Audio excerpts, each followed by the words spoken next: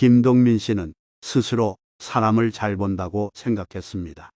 하지만 최근 친했다고 생각한 사람에게 뜬금없이 폭행을 당해 전치사주로 입원까지 하게 되었습니다. 최근 등산 동호회를 다니면서 그 사람과 급격히 친해진 게 화근이었습니다. 처음에는 단순히 착한 사람인 줄 알았는데 사소한 일에도 욱하고 이기적인 행동을 보이면서 점점 갈등이 커지게 되었습니다. 결국 큰 싸움으로 번졌고 그 과정에서 코뼈가 부러지는 일까지 벌어지고 말았습니다. 보통 나와 취미가 맞고 같이 있는 시간이 즐거워 상대방과 친하게 지내게 됩니다. 그러나 상대방의 본성을 파악할 필요가 있습니다. 왜냐하면 위의 사례처럼 본성을 모르고 친해진 사람과 문제가 생기면 쓸데없는 감정 소비를 하게 되고 받지 않아도 될 스트레스를 받기 때문입니다. 여러분도 이 이야기를 들어보고 혹시 내가 이런 태도를 보이는 사람과 친하게 지내고 있지는 않은지 생각해 보시기 바랍니다. 결코 남의 이야기가 아닐 수 있습니다. 저 또한 이 이야기를 들었을 때 처음부터 알았더라면 쓸데없는 감정 소비를 하지 않았을 텐데 라는 생각이 드는 사람들이 몇 명 있었습니다. 그리고 이제 사람을 사귈 때 이것부터 유심히 보게 되었습니다. 이 영상을 통해 여러분에게 상대방의 본성을 파악하기 위해 봐야 할 3가지에 대해서 이야기해 드리려고 하니 잠깐만 시간 내셔서 들어보시고 여러분의 인생에 있어 더 좋은 한 해가 되었으면 좋겠습니다. 또 상대방이 숨긴 본성에 속아 뒤통수 맞는 일이 없기를 진심으로 바라는 마음에서 영상 시작하겠습니다. 먼저 그 사람이 스트레스와 위기 상황에서의 반응을 보는 것입니다. 사람의 진정한 모습은 스트레스와 위기 상황에서 가장 잘 드러납니다. 평소에는 자신의 본 모습을 숨길 수 있지만 극한의 감정이 작용하는 순간에는 본성이 자연스럽게 표출됩니다.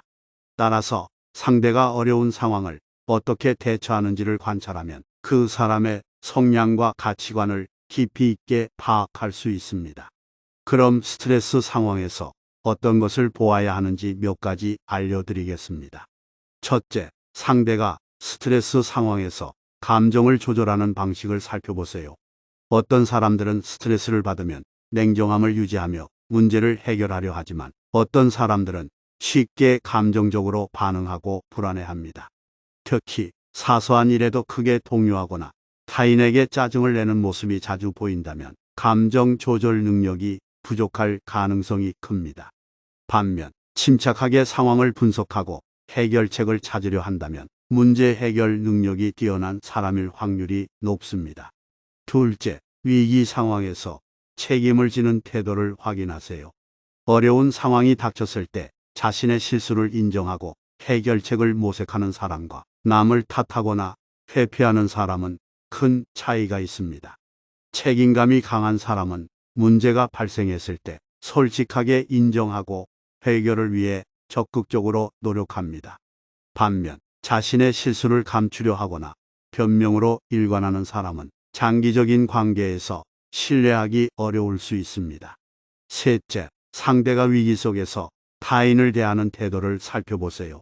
스트레스를 받을 때 타인을 존중하는 사람과 감정을 주체하지 못하고 주변 사람들에게 화를 내거나 함부로 대하는 사람은 큰 차이가 있습니다. 평소에는 친절해 보일 수 있지만 위기 상황에서는 본성이 드러나기 마련입니다. 특히 스트레스가 쌓일수록 주변 사람을 하대하거나 공격적인 언행을 보인다면 조심할 필요가 있습니다. 넷째, 상대가 문제 해결을 위해 어떻게 행동하는지 관찰하세요. 어떤 사람들은 문제를 직면하고 해결하려 하지만 어떤 사람들은 회피하거나 부정적인 태도를 보이기도 합니다. 예를 들어 위기 상황에서도 침착하게 전략을 세우고 해결책을 찾는 사람은 신뢰할 수 있는 반면 무책임하게 상황을 피하거나 다른 사람에게 떠넘기는 사람은 신뢰하기 어렵습니다. 다섯째, 상대가 위기 속에서도 도덕적 가치를 지키는지 확인하세요. 급박한 상황에서도 정직함을 유지하는 사람과 순간의 이익을 위해 거짓말을 하거나 비윤리적인 행동을 하는 사람은 분명한 차이가 있습니다. 위기가 닥쳤을 때 도덕적 기준을 쉽게 저버리는 사람은 본성이 이기적일 가능성이 높습니다. 반면 힘든 상황에서도 원칙을 지키는 사람은 신뢰할 만한 성향을 가지고 있을 가능성이 큽니다. 여섯째, 상대가 위기 후 어떻게 행동하는지 관찰하세요. 위기가 지나간 후에도 자신의 행동을 돌아보고 반성하는 사람과 단순히 상황이 끝났다고 무시하는 사람은 다릅니다. 성숙한 사람은 어려운 경험을 교훈으로 삼아 성장하려 하지만 미성숙한 사람은 같은 실수를 반복하는 경향이 있습니다. 일곱째, 상대가 위기 상황에서도 주변 사람을 배려하는지를 살펴보세요. 힘든 상황에서도 타인을 생각하며 함께 해결하려는 태도를 보인다면 신뢰할 수 있는 사람입니다. 하지만 자신만 생각하고 이기적으로 행동하는 사람이라면 장기적인 관계에서 문제를 일으킬 가능성이 큽니다. 결론적으로 스트레스와 위기 상황에서의 반응을 분석하면 상대의 본성과 가치관을 깊이 있게 이해할 수 있습니다. 평소에는 숨길 수 있는 성향도 극한의 감정이 작용하는 순간에는 그대로 드러나기 때문입니다. 따라서 상대가 스트레스를 받을 때 감정을 어떻게 조절하는지, 어려운 상황에서 책임을 지는지, 타인을 어떻게 대하는지 등을 면밀히 관찰하면 그 사람의 진짜 모습을 파악하는 데 큰 도움이 될 것입니다. 두 번째는 타인과의 관계에서 보이는 태도를 보는 것입니다. 사람의 본성은 그가 주변 사람들과 어떻게 관계를 맺는지를 통해 드러납니다. 특히 가족, 친구, 동료 등 가까운 사람들과의 상호작용을 분석하면 상대의 진짜 모습을 더욱 분명하게 알 수 있습니다. 첫째, 상대가 타인을 대하는 방식은 그 사람의 가치관을 반영합니다. 예를 들어 누군가가 친절하고 배려심이 많다면 이는 단순한 예의가 아니라 그 사람의 기본적인 성향일 가능성이 큽니다. 반대로 처음에는 친절하게 보이지만 시간이 지나면서 자기 중심적인 모습을 보인다면 그 사람이 본래 어떤 성향을 가지고 있는지를 알 수 있습니다. 둘째, 상대가 갈등을 해결하는 방식도 중요한 요소입니다. 갈등이 발생했을 때 감정을 조절하며 성숙한 대화를 나누는 사람과 쉽게 화를 내거나 상대를 비난하는 사람은 큰 차이가 있습니다.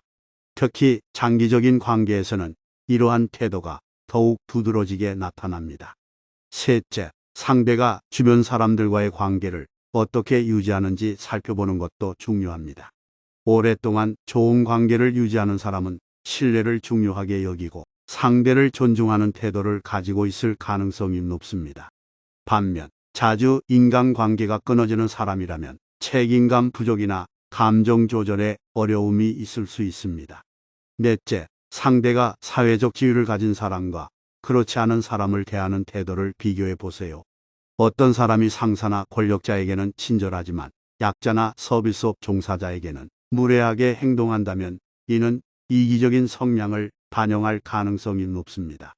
반대로 모든 사람을 일관되게 존중하는 태도를 보인다면 신뢰할 수 있는 사람일 확률이 큽니다. 다섯째, 상대가 다른 사람을 대할 때 언행이 일관적인지 확인하세요. 예를 들어 처음에는 다정하고 친절하지만 시간이 지날수록 무례하거나 이기적인 태도를 보인다면 이는 본성이 점점 드러나는 것입니다. 인간관계에서 일관성을 유지하는 사람은 신뢰할 수 있는 반면 태도가 자주 바뀌는 사람은 조심할 필요가 있습니다. 여섯째, 상대가 자신의 실수나 잘못을 인정하는 태도를 살펴보세요. 진정으로 성숙한 사람은 실수를 인정하고 사과할 줄 아는 반면 자기 잘못을 합리화하거나 변명으로 일관하는 사람은 책임감이 부족할 가능성이 큽니다. 특히 가까운 관계에서는 이런 성향이 더욱 두드러지게 나타납니다. 일곱째, 상대가 어려운 상황에 처했을 때 도움을 요청하는 방식도 중요한 단서가 됩니다. 건강한 인간관계를 맺는 사람은 솔직하게 도움을 구하고 받은 도움에 감사할 줄 압니다. 반면 일방적으로 도움을 요구하거나 도움을 받고도 감사하지 않는 사람은 이기적인 성향이 강할 수 있습니다. 여덟째, 상대가 주변 사람들에게 얼마나 관심을 기울이는지도 살펴보세요.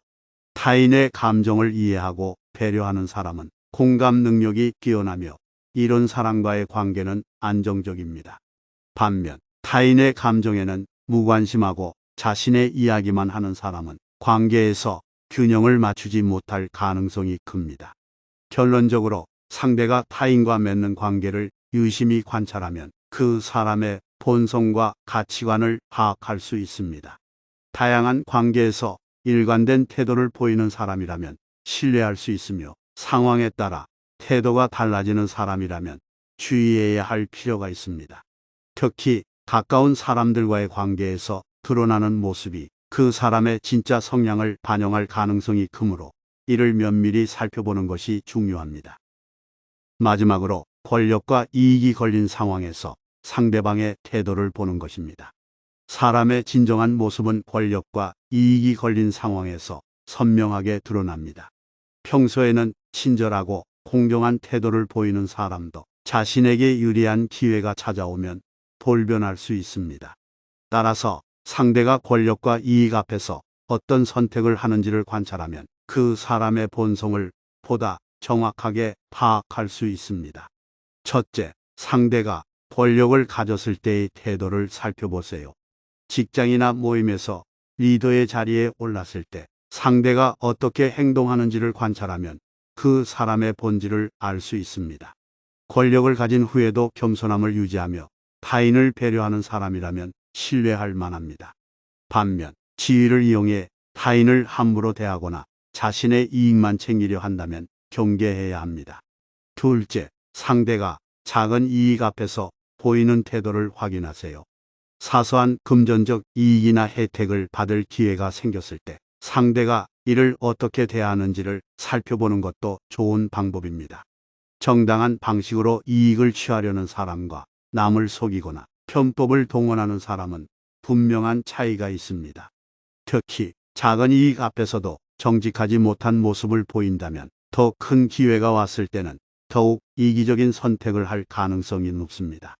셋째, 상대가 협력해야 하는 상황에서 보이는 태도를 관찰하세요.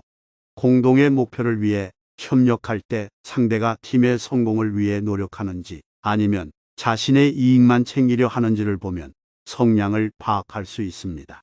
신뢰할 만한 사람은 협력 과정에서 공정함을 유지하고 공을 독차지하려 하지 않습니다. 하지만 기여도에 비해 과한 보상을 요구하거나 남의 성과를 가로채려는 사람이라면 주의해야 합니다. 넷째, 상대가 손해를 봤을 때의 반응을 살펴보세요. 예상치 못한 손해를 입었을 때 이를 받아들이고 개선하려는 자세를 가지는 사람과 불만을 표출하며 남을 탓하는 사람은 명확히 구분됩니다. 성숙한 사람은 실수를 교훈 삼아 성장하려 하지만 미성숙한 사람은 불공평함을 주장하며 분노하거나 보복하려는 경향이 있습니다. 다섯째, 상대가 자신의 이익을 위해 도덕적 기준을 쉽게 무너뜨리는지를 확인하세요. 평소에는 도덕적 원칙을 강조하던 사람도 자신의 이익이 걸린 순간에는 기준을 바꾸기도 합니다. 예를 들어 원칙을 어겨도 된다고 합리화하거나 규칙을 무시하는 모습을 보인다면 장기적으로 신뢰하기 어렵습니다. 반면 불리한 상황에서도 자신의 가치를 지키는 사람은 진정성 있는 사람일 가능성이 큽니다. 결론적으로 상대가 권력과 이익이 걸린 상황에서 어떻게 행동하는지를 보면 그 사람의 본 모습을 알 수 있습니다. 작은 이익에도 정직함을 유지하는지, 권력을 가졌을 때도 공정함을 지키는지를 살펴보세요. 이를 통해 단순한 겉모습이 아닌 상대의 진정한 성향과 가치관을 파악할 수 있을 것입니다. 오늘의 이야기를 정리하면 상대방의 본성을 파악하는 세 가지는: 첫째, 스트레스와 위기 상황에서의 반응 보기; 둘째, 타인과의 관계에서 보이는 태도를 보기; 셋째, 권력과 이익이 걸린 상황에서 상대방의 태도를 보기입니다. 위와 같은 상황에서의 상대방의 태도를 보면 상대방이 혹시 나쁜 사람은 아닌지, 나와 가까워지면 돌변할 사람은 아닌지, 내가 걸러야 할 사람은 아닌지 알 수 있게 해줍니다. 그러니 앞으로 상대방이 어떤 사람인지 파악할 때 오늘 이야기한 세 가지를 유심히 관찰하는 것은 어떨까요? 상대의 본 모습을 알아차리기 위한 세 가지를 꼭 기억해 주시기 바랍니다.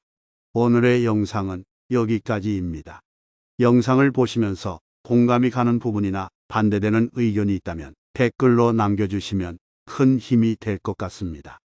구독과 좋아요를 한 번씩 해주시면 감사한 마음으로 인간관계와 처세술, 지혜에 대해 더욱 좋은 이야기로 찾아뵙겠습니다. 오늘도 여러분의 더 나은 한 해가 되길 바랍니다. 끝까지 시청해 주셔서 감사합니다. 삶의 항해였습니다.